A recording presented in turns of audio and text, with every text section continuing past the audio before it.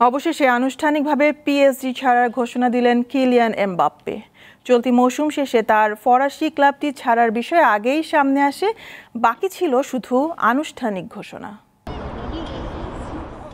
European club ফুটবলে দল বদল নিয়ে সবচেয়ে বেশি জল ঘোলা হয়েছে কিলিয়ান এমবাপ্পেকে নিয়ে। এবার সব জল্পনা কল্পনার অবসান ঘটিয়ে অবশেষে পিএসজি ছাড়ার ঘোষণা দিয়েছেন ফরাসি এই তারকা। শুক্রবার সামাজিক যোগাযোগ মাধ্যমের এক পোস্টে এই ঘোষণা দেন 25 বছর বয়সী স্ট্রাইকার। আগামী রোববার তুলুজের বিপক্ষে ম্যাচটি পিএসজি জার্সিতে তার শেষ ম্যাচ হতে যাচ্ছে, কিন্তু নতুন গন্তব্যের বিষয়ে এখনও কিছু জানাননি এমবাপ্পে। গত কয়েক মৌসুম ধরে রিয়াল মাদ্রিদে যোগ দেওয়ার গুঞ্জনটা আবারও চাউর হয়েছে।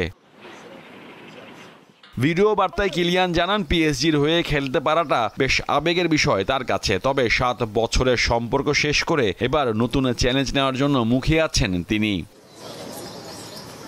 ঘরোয়া লিগে পিএসজি জার্সিতে আলো ছড়ালেও চ্যাম্পিয়ন্স লিগে দলের স্বপ্ন পূরণ করতে পারেননি এমবাপ্পে। চলতি মৌসুমে তাদের যাত্রা শেষ হয় সেমিফাইনালের মঞ্চে।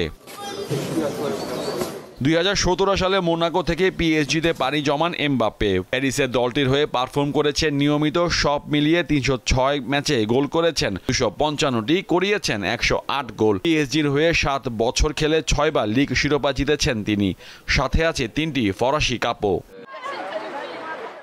মোহাম্মদ হাসিব, দীপ্ত স্পোর্টস।